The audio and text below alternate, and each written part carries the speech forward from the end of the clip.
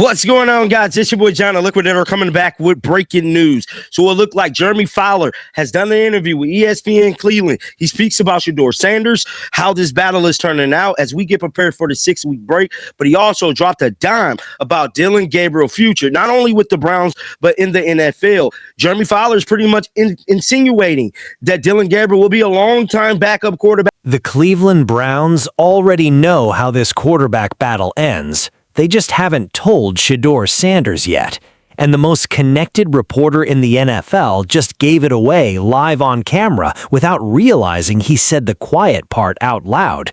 Because on the surface, everything looks competitive. Shedeur's getting reps, the coaches are saying the right things, the organization is letting the battle breathe. You'd watch the press conferences and think this is genuinely open, this is a real fight. But Jeremy Fowler, a man with access inside NFL buildings that most journalists never get, didn't talk about Shedeur Sanders like a man who's winning a quarterback competition. He talked about him like a man the Browns are quietly trying to figure out what to do with. And when you hear exactly what Fowler said, and more importantly, what he didn't say, you're going to understand why this competition may be the most carefully managed illusion the Browns have constructed since they handed Deshaun Watson a fully guaranteed contract. Stay with me. And it was just thinking about the dominoes that could fall. A lot can happen because you got Gabriel as this third option. Mm-hmm. You know, maybe he has value somewhere. Maybe somebody makes a call to Cleveland and it's intriguing enough to think about. You know, he can run that West Coast system well. He's good with like the ball fakes and the bootlegs, throwing on the run, play action. Like he can do all that. Mm-hmm. He's kind of a guy. I asked an NFL coach about him the other day, actually, and it was more like, hey, he's going to play a long time in the league probably. Like he's not going to fizzle out, even though he's... To understand what's happening right now in Berea, you have to understand where the Cleveland Browns have been. This is a franchise that has burned through quarterbacks like they were seasonal hires. Bernie Kosar, Tim Couch, Derek Anderson, Baker Mayfield, Deshaun Watson. The names change, the result doesn't. And every single time the Browns organization told their fan base, this is the guy, this is different, trust us. Then came the Watson signing, fully guaranteed $130 million of it. And it didn't just fail on the field, it failed in a way that left the franchise hollowed out. No draft capital, no credibility, no clear path forward. So when the 2025 draft arrived, the Browns didn't make a quarterback choice, they made two, Shedeur Sanders in the 5th round and Dillon Gabriel shortly after. Two bets on the future, two hedges against the wreckage of the past. But here's the wound that hasn't healed. The moment Shedeur Sanders was still sitting on draft night, falling round after round after round, something shifted in how this league viewed him. It wasn't about talent. Everybody in that room knew the talent was real. It was about perception, about draft capital, about what a 5th-round pick means to a franchise that has to justify every dollar it spends. The Browns took him, but the stigma of that fall, it walked into that building with him on day one. And Jeremy Fowler just told us it never left. To be the starter every year when you're a 5th-round pick, you know, you got to earn it, right? Like you're not promised anything unless you're really a first-rounder. So, you know, maybe he's kind of matured to the point where win or lose, he's going to be a good Brown and happy about that, you know. So far, he's been good behind the scenes in the locker room and working and all that stuff. So I think if Shedeur were to lose the job, it'll be interesting to see how he handles that. And if the Browns feel like maybe there's some tension there, maybe they do try to facilitate a trade. But I don't.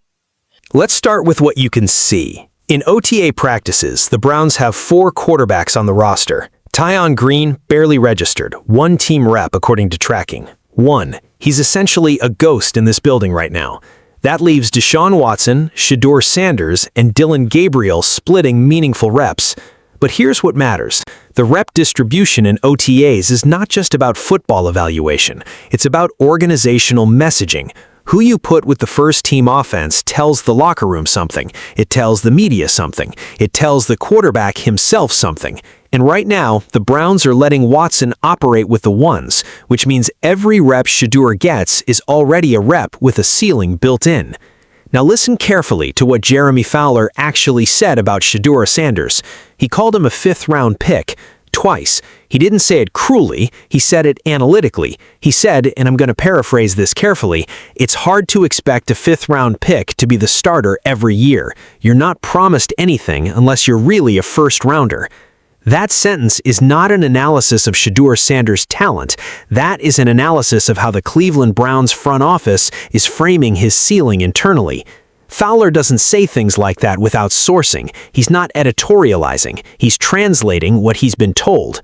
Then there's this. Fowler was asked directly, how does the quarterback room unfold? And he didn't lead with Shedeur's upside. He didn't talk about his arm talent or his composure or his college production. He immediately pivoted to trade value. He started talking about what Dillon Gabriel might fetch in a trade. He started talking about what Shedeur might be worth if things don't work out.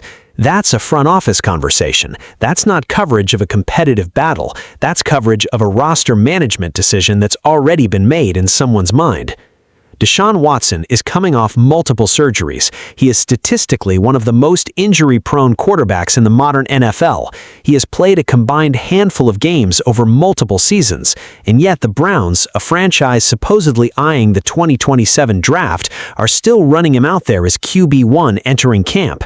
If the math on a 2027 quarterback pick truly pencils out better than committing to Shedeur Sanders right now, that tells you exactly how much faith this front office actually has in both of these young quarterbacks. Not zero, but not enough. When was the last time a franchise brought in two quarterbacks in consecutive rounds, handed neither of them the job, kept the broken veteran they can't trade, and called it a competition? Because that's not a competition. That's a delay. What I'm saying? I'm telling y'all right now. Jeremy Fowler ain't just saying Shedeur might feel a type of way for nothing, bro. This ain't for nothing.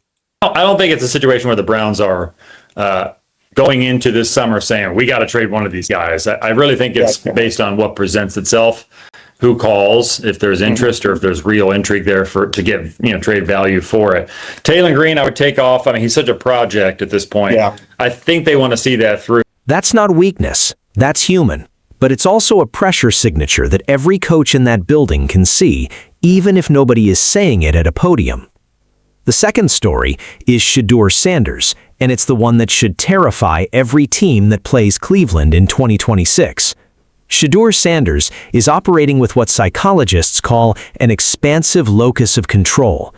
He is not waiting to be given this job. He is not asking for permission. He stayed in Cleveland all offseason. He learned the playbook without being told to obsess over it.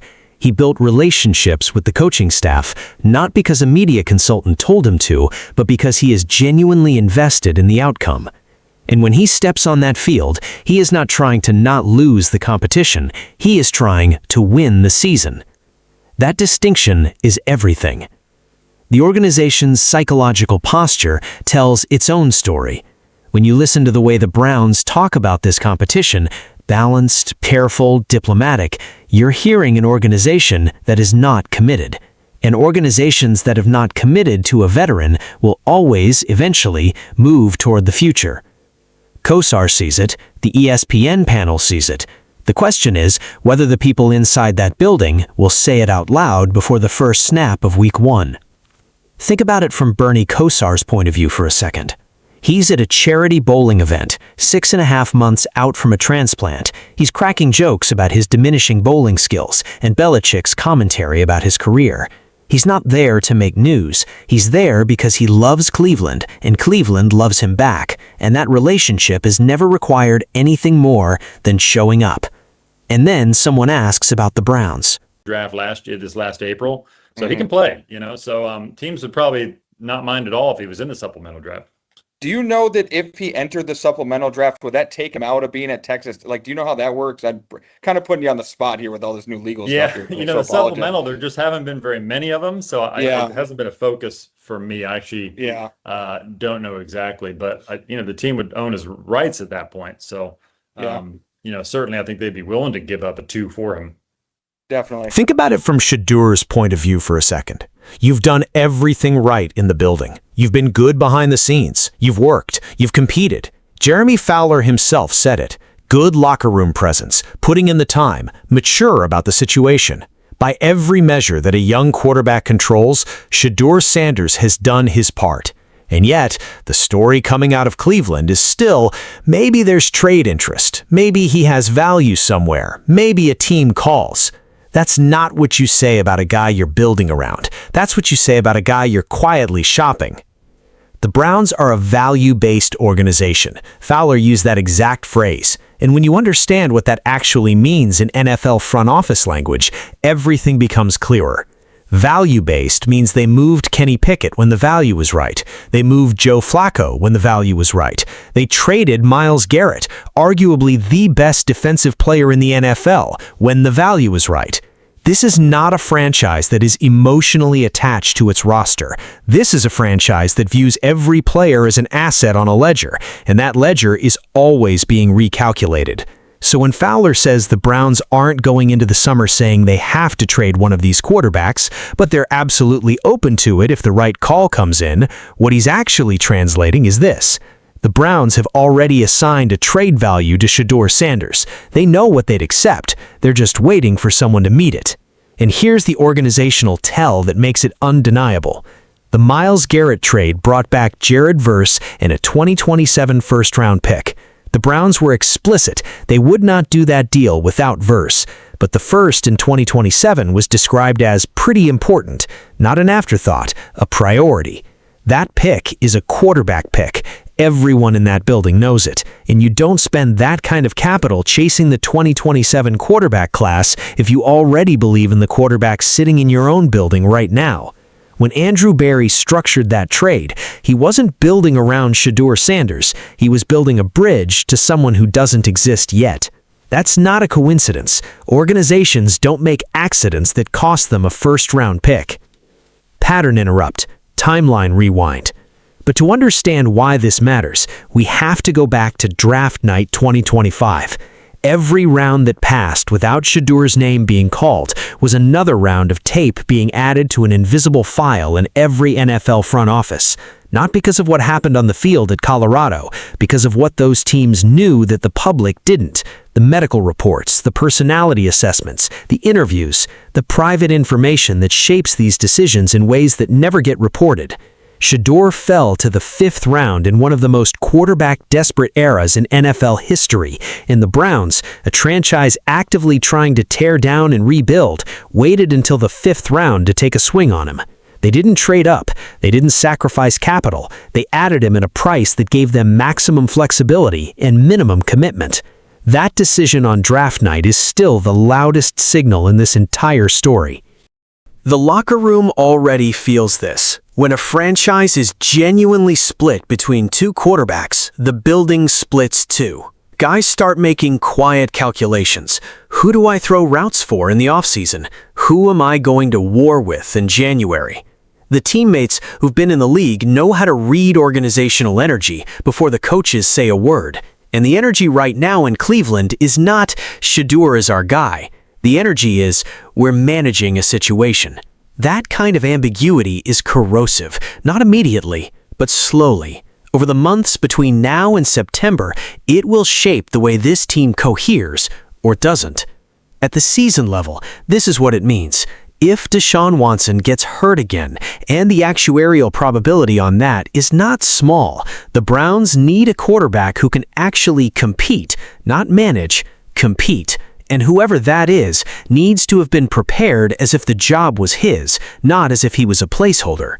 Right now, neither Shedeur nor Gabriel has that preparation, which means if Watson goes down, the Browns are improvising with a backup who was never treated like a starter. And at the legacy level, the part that gets written in 5 years, this moment is either the beginning of something remarkable or the confirmation of something sad. Either Shedeur Sanders forces his way into this job through sheer competitive dominance and rewrites every narrative about his draft fall, or he becomes a cautionary story about how a franchise's lack of belief became a self-fulfilling prophecy. There is no middle option, not for a player with his background, not for a franchise with theirs. At the start of this, I told you the Browns already know how this quarterback battle ends. and haven't told Shedeur yet. Jeremy Fowler didn't refute that. He confirmed it in every word he chose and every word he carefully avoided. The battle is real enough to run through training camp. The outcome may already be decided. Because beneath all of it, past the depth charts and the trade calls and the draft capital calculations, there is a 23-year-old man who fell further than almost anyone in NFL history for a reason no one has fully explained publicly, who walked into a building that drafted him 5th because no one else wanted to risk more, who has competed every single day with the kind of quiet ferocity that doesn't make highlight reels, but that people inside buildings see. And now he's waiting, not just for a starting job, but for someone in that organization to look him in the eye and say, "We believe in you," not as trade value, not as a backup contingency, as the answer. That moment may come. It may not, but the waiting itself is its own kind of test, and how Shedeur Sanders handles what's about to happen in the next 3 months will tell us more about who he actually is than anything he did in Boulder. So here's what I want to know. Is Shedeur Sanders about to shock this entire league and take a job that nobody in a front office genuinely handed him? Or is Cleveland already his last real shot at the starting role and nobody in that building has had the courage to tell him yet? Drop it below. I'll be reading every single one.